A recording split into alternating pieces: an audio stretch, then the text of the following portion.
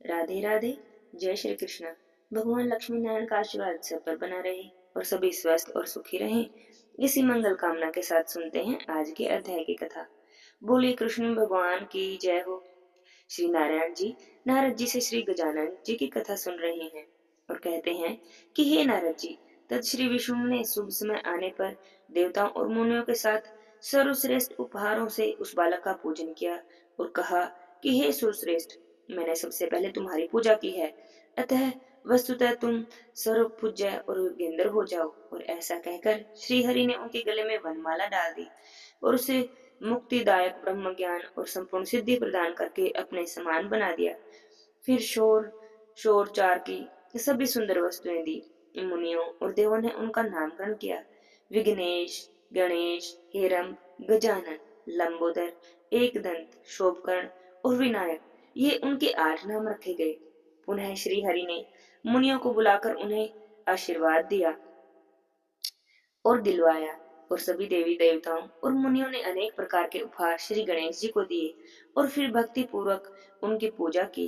पार्वती देवी ने श्री गणेश को प्रिय लगने वाले नैवेद्य जैसे तिल के लड्डू और गेहूं के चूर्ण, पूरी, अत्यंत स्वादिष्ट और मनोहर पकवान, शर्करा मिश्रित स्वादिष्ट स्वास्थ्य के आकार का बना हुआ त्रिकोण पकवान, विशेष गुण युक्त खील चूड़ा और अघनी के चावल के आटे के बने हुए पदार्थ के नाना प्रकार के व्यंजन और बहुत से फल और दही, मधु आदि श्री गणेश जी को समर्पित किए। उसके बाद सभी देवता वहां पर श्री गणेश जी के मंत्र से उनकी स्तुति करने लगे। श्री गणेश मंत्र इस प्रकार है। ओम श्री ह्रीं क्लीं गणेश्वर ब्रह्म रूपाय चार वेद सर्व सिद्धि प्रवेश प्रदेश विघ्न विनेशक नमो नमः। इस मंत्र से भक्ति पूर्वक उन्हें वस्तुएं समर्पित करके सभी परमानंद में मग्न थे। इस मंत्र में 32 अक्षर हैं। यह संपूर्ण कामनाओं का दाता है, धर्म, अर्थ, काम और मोक्ष का फल देने वाला है, सर्व सिद्धि प्रद है और उसके 5 लाख जाप से जातक को मंत्र सिद्धि प्राप्त हो जाती है। भारतवर्ष में जिसे मंत्र सिद्ध हो जाता है वह स्वयं विष्णु के समान हो जाता है। उसके नाम सुनने से सारे विघ्न भाग जाते हैं। निश्चय ही वह महान होता है, महान सिद्ध होता है, संपूर्ण सिद्धियों से संपन्न होता है, सभी कवियों में श्रेष्ठ गुणवान होता है और विद्वानों के गुरु का भी गुरु होता है। इस सारे जगत के लिए साक्षात वाकपति हो जाता है। उस उत्सव के अवसर पर आनंद मग्न हुए देवताओं ने इस मंत्र से बालक की पूजा करके अनेक प्रकार के बाजे बजवाए, उत्सव करवाया, ब्राह्मणों को भोजन करवाया, फिर ब्राह्मणों और बंदियों को दान दिया। श्री नारायण जी कहते हैं, हे नारद जी, उसके बाद सबके बीच में श्री विष्णु परम भक्ति पूर्वक संपूर्ण विघ्नों के विनाशक उन गणेश्वर की भली भांति पूजा करने करके उनकी स्तुति करने लगे। श्री विष्णु जी ने कहा, हे ईश, मैं सनातन ब्रह्म ज्योति स्वरूप आपका सत्वन करना चाहता हूँ, परंतु आपके अनुरूप निरूपण करने से मैं सर्वथा असमर्थ हूँ, क्योंकि आप इच्छा रहित संपूर्ण देवों में श्रेष्ठ सिद्धों और योगियों के गुरु हैं, सर्वस्वरूप हैं, सर्वेश्वर हैं, ज्ञान राशि स्वरूप हैं, अव्यक्त अविनाशी नित्य सत्य आत्मा स्वरूप हैं, वायु के समान अत्यंत निर्लेप हैं, सभी के हितकारी हैं, सबके साक्षी हैं, संसार सागर से पार होने के लिए परम दुर्लभ माया रूपी नौका के कर्णधार स्वरूप हैं, भक्तों के अनुग्रह करने वाले हैं, श्रेष्ठ वरदाता वरदानियों के भी ईश्वर हैं, सिद्ध सिद्ध स्वरूप सिद्धिदाता, सिद्धि के साधन और ध्यान से अत्यधिक हैं और ध्यान के द्वारा असाध्य हैं, धर्म स्वरूप हैं, धर्म के ज्ञाता हैं, अधर्म का फल प्रदान करने वाले हैं, संसार वृक्ष बीज है, अंकुर और उसके आश्रय हैं, स्त्री पुरुष और नपुंसक के स्वरूप में विराजमान, इनकी इंद्रियों से परे सबके आदि अग्र पूज्य सर्वगुण पूज्य, गुणों के सागर, स्वेच्छा से सगुण ब्रह्म और स्वेच्छा से ही निर्गुण ब्रह्म का रूप धारण करने वाले हैं, स्वयं प्रकृति हैं और प्रकृति से परे प्राकृत रूप हैं। शेष अपने सहस्त्र मुख से भी आपकी स्तुति करने में असमर्थ हैं। आपके स्तन में न पंचमुख महेश्वर समर्थ है, न ही चतुर्भुज ब्रह्म है। हे हे नाथ, न सरस्वती देवी में है शक्ति है और ना ही मैं कर सकता हूँ, न चारों वेदों में ही शक्ति है और फिर उन वेद वाणियों की तो गणना ही क्या है। इस प्रकार उस देव सभा में देवताओं के साथ सुरेश्वर गणेश की स्तुति करके श्राद्धि रमापति मौन हो गए। हे नारद जी, जो मनुष्य एकाग्रचित होकर भक्ति भाव से प्रातः, मध्याह्न और सायंकाल में श्री विष्णुकृत ग्रस्त स्तोत्र का सत पाठ करता है, विघ्नेश्वर उसके समस्त विघ्नों का विनाश कर देते हैं। सदा उसकी कल्याण में वृद्धि होती है और वह स्वयं कल्याण जनक हो जाता है। जो यात्रा काल में भक्ति पूर्वक इसका पाठ करके यात्रा करता है, निसंदेह उसकी सभी मनोकामनाएं सिद्ध हो जाती हैं। उसके द्वारा देखा गया दुस्वपन भी सुस्वपन में परिणत हो जाता है। उसे कभी दारुण ग्रह पीड़ा नहीं भोगनी पड़ती। उसके शत्रुओं का विनाश हो जाता है और बंधु का विशेष उत्कर्ष होता है। निरंतर विघ्नों का क्षय, सदा संपत्ति की वृद्धि होती रहती है। उसके घर में पुत्र पौत्र को बढ़ाने वाली लक्ष्मी स्थिर रूप से वास करती है और वह इस लोक में संपूर्ण ऐश्वर्य का भागी होकर अंत में विष्णु पद को प्राप्त हो जाता है। तीर्थों, यज्ञों और संपूर्ण महादान से जो फल मिलता है, वह उसे श्री कृपा से प्राप्त हो जाता है। इसमें जरा भी संशय नहीं है। नारद जी कहते हैं, हे प्रभु, गणेश जी के स्तोत्र और उनके मनोहर पूजन को मैंने भली भांति सुन लिया। अब मुझे जन्म मृत्यु के चक्कर से छुड़ाने वाले श्री गणेश कवच सुनने की इच्छा है। श्री नारायण जी कहते हैं, हे नारद जी, उस देव सभा के मध्य जब श्री गणेश जी की पूजा समाप्त हुई, तब शनिदेव ने सबके तारक जगत गुरु श्री विष्णु जी से कहा, हे विद्वेदाओं में श्रेष्ठ भगवान, संपूर्ण दुख के विनाश और दुख की पूर्णतः शांति के लिए विघ्नहर्ता श्री गणेश के कवच का वर्णन कीजिए। हे प्रभु, हमारा माया शक्ति के साथ विवाद हो गया है, अतः उस विघ्न के प्रशमन के लिए मैं उस कवच को निसंदेह धारण करूंगा। उसके बाद श्री विष्णु कवच की गोपनीयता और महिमा बताते हैं और कहते हैं, हे सूर्य नंदन, 10 लाख जप करने से यह कवच सिद्ध हो जाता है और जो मनुष्य कवच सिद्ध कर लेता है, वह मृत्यु को जीतने में समर्थ हो जाता है। सिद्ध कवच वाला मनुष्य उसकी ग्रहण मात्र से भूतल पर वागम चिरंजीवी, सर्वत्र विजयी और पूज्य हो जाता है। इस माला मंत्र को और उस पुण्य कवच को धारण करने वाला मनुष्य के सभी पाप नष्ट हो जाते हैं। भूत प्रेत, पिशाच, कुष्मांड, ब्रह्म राक्षस, डाकनी, योगिनी, बेताल, बाल ग्रह और क्षेत्रपाल आदि कवच के शब्द मात्र के स्वर्ण से भयभीत होकर भाग जाते हैं। जैसे गरुड़ के निकट सर्प नहीं आते, उसी तरह से कवचधारी पुरुष के निकट आदि व्याधि और भयदायक शोक नहीं फटकते। इसे अपने सरल स्वभाव वाले गुरु भक्त शिष्य को ही बताना चाहिए। हे शनिदेव, इस संसार मोहन नाम के कवच के प्रजापति ऋषि हैं, बृहंदी छंद हैं और समलंबोदर गणेश देवता हैं। धर्म, अर्थ, काम और मोक्ष में इनको मनौ कहा गया है। हे मुने, यह संपूर्ण कवच का सारभूत है। ओम गंग ओम श्री गणेशाय स्वाहा, यह मेरे मस्तक की रक्षा करे। श्री गणेश जी का 32 अक्षरों वाला मंत्र सदा मेरे ललाट की रक्षा करे। ओम रीम क्लीम श्री गम, यह निरंतर मेरे नेत्रों की रक्षा करे। हे विघ्नेश, भूतल पर सदा मेरे तालों की रक्षा करे। ओम ह्रीं श्रीं क्लीं, यह निरंतर मेरी नासिका की रक्षा करे तथा ओम गम गम सुम कराय स्वाहा, यह मेरे होठ को सुरक्षित रखे। साक्षर मंत्र मेरे दांत, तालु और जीभ की रक्षा करे। ओम लंबोदर श्री लंबोदराय स्वाहा, सदा गंध स्थल की रक्षा करे। ओम क्लीं ह्रीं विघ्न नाशाय स्वाहा, यह सदा मेरे कानों की रक्षा करे। ओम शं गम गजानाय युधम वक्ष स्थल की रक्षा करे। विघ्नहर्ता हाथ, पैर और सर्वांग को सुरक्षित रखे। पूर्व दिशा में लंबोदर और अग्निकोण में विघ्न नायक मेरी रक्षा करे।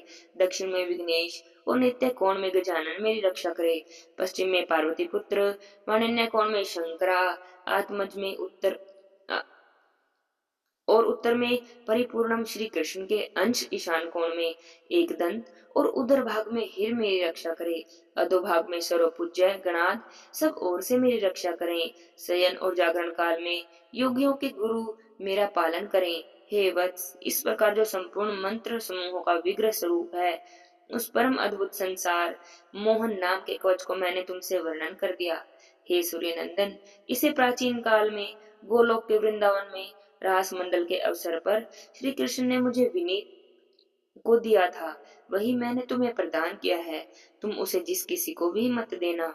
यह प्रेम श्रेष्ठ, सर्वपूज्य और संपूर्ण संकटों से उभरने वाला है।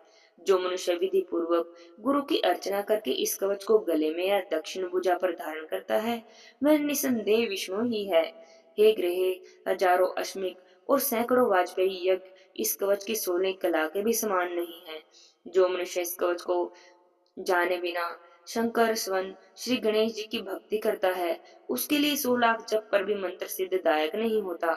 इस प्रकार सूर्य पुत्र शनिदेव को यह कवच प्रदान करके श्री विष्णु जी चुप हो गए। तब समीप में स्थित परमानंद में निमग्न हुए सभी देवताओं ने कहा, हे महाभाग्य जी, आप तो वेद वेदांग के पारगव हैं। हे परमेश्वर, हम आपसे एक बहुत बड़े संदेह का समाधान जानना चाहते हैं। हे प्रभु, जो देवेश्वर महात्मा शंकर जी के पुत्र हैं, विघ्नों के विनाशक हैं, उन गणेश्वर के लिए जो विघ्न घटित हुआ, उसका क्या कारण है? जब परिपूर्णम प्रातपर परमात्मा श्रीमान गोलोक था, स्वयं ही अपने अंश से पार्वती जी के पुत्र होकर उत्पन्न हुए, तब उन ग्रहों के राज भगवान श्री कृष्ण जी के मत मस्तक का ग्रह की दृष्टि से कट जाना बड़े ही आश्चर्य की बात है। आप इस वृत्तांत को संपूर्ण रूप से कहने की कृपा करें। तब श्री नारायण जी ने क्या कहा, यह हम अगले अध्याय की कथा में सुनेंगे। आज के अध्याय की कथा यहीं पर समाप्त होती है। बोलिए श्री कृष्ण भगवान की जय हो, गणेश भगवान की जय हो। मेरी झोपड़ी के भाग आज खुले जाएंगे, राम आएंगे। अब सुनते हैं श्री राम जी की कथा। बहुत समय पहले की बात है। आदिवासी कबीले के मुखिया अजा के घर में बेटी पैदा हुई। उसका एक नाम श्रमण और दूसरा सबरी रखा गया। सबरी की माँ इंदुमती उन्हें बहुत प्यार करती थी। बचपन से ही सबरी पशु पक्षियों की भाषा समझकर उनसे बातें करती। जब सबरी की माँ उन्हें देखती तो कुछ समझ नहीं पाती। कुछ समय के बाद एक पंडित ने शबरी के परिवार को बताया कि वह तो आगे चलकर सन्यासी बन सकती है। बस फिर क्या था, इस बात का पता चलते ही शबरी के पिता ने उनका विवाह तय कर दिया। जैसे जैसे विवाह का दिन नजदीक आ रहा था, शबरी के घर वालों ने खूब सारी भेड़ बकरियां और बहुत सारे अन्य जानवर घर के पास लाकर बांध दिए। एक दिन शबरी की माँ जब खाना बना रही थी, तब उन्होंने पूछा, माँ, इतने सारे जानवर हम क्यों घर लाए हैं? तब उनकी माँ ने जवाब दिया, बेटी, तुम्हारा विवाह होने वाला है ना, इसलिए हम लोगों ने इन्हें बलि के लिए यहाँ पर इकट्ठा किया है। तुम्हारी शादी के दिन बलि प्रथा होगी और फिर इनसे स्वादिष्ट भोजन बनाकर सबको परोसा जाएगा। यह बात सुनकर तो सबरी बड़ी दुखी हो गई। काफी देर तक सबरी ने उन जानवरों को आजाद करवाने के बारे में सोचा। फिर सोचते सोचते सबरी के मन में आया कि अगर यह जानवर यहाँ नहीं होंगे तो इनकी बलि रुक सकती है। ऐसा नहीं हुआ तो मेरे कहीं और चले जाने पर भी तो यह बलि नहीं रुकेगी। जब मैं ही यहाँ नहीं रहूंगी तो ना ही तो मेरा विवाह होगा, ना बलि होगी, और अगर मैंने इन्हें आजाद कर भी दिया तो दूसरे पशु पकड़ कर ले आएंगे। इसलिए अच्छा है कि मैं ही यहाँ ना रहूं। इससे मासूम जानवर मरने से बच जाएंगे। बस इसी सोच के साथ जानवरों को रखी गई जगह पर सबरी पहुंच गई। उन्होंने सोचा कि उन्हें खोल देती हूँ, लेकिन वो ऐसा नहीं कर पाई और उसके बाद शबरी जंगल की तरफ जाने लगी। जाते जाते शबरी ऋषि मुख पर्वत पर पहुंच गई। उस पर्वत पर करीब 100 ऋषि रहते थे। शबरी को लगा कि वह भी इसी जंगल में किसी ऋषि मुनि की सेवा करके अपना जीवन काट लेगी। ले चुपचाप उसी जंगल के एक हिस्से में किसी तरह रहने लगी। शबरी रोजाना ऋषि मुनियों की झोपड़ी के आगे झाड़ू लगाती, हवन के लिए लकड़ियां लाकर रख देती। अब तो ऋषि मुनियों को भी समझ में नहीं आ रहा था कि जंगल में उनके काम अपने आप हो कैसे रहे हैं। एक दिन शबरी को किसी ऋषि ने देख लिया और देखते ही उसका परिचय पूछा।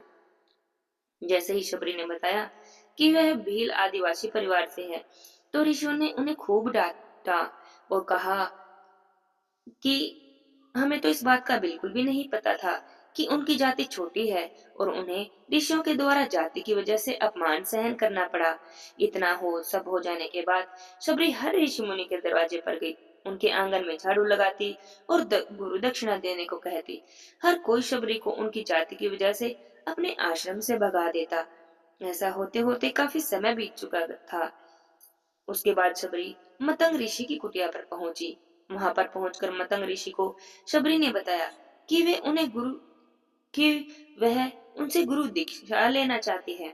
तब उन्होंने खुशी खुशी उन्हें अपने गुरुकुल में रहने दिया और भगवान से जुड़ा ज्ञान देते रहे। शबरी ने भी अपने गुरु ऋषि की सेवा करने में कोई कसर नहीं छोड़ी।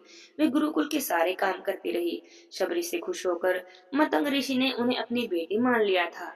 समय के साथ साथ मतंग ऋषि अब बूढ़े होने लगे।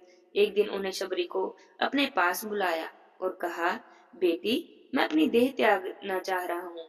बहुत समय हो गया है इस शरीर में रहते रहते। तब शबरी ने दुखी मन से कहा, एक आप ही के सहारे तो मैं इस जंगल में रहती हूँ।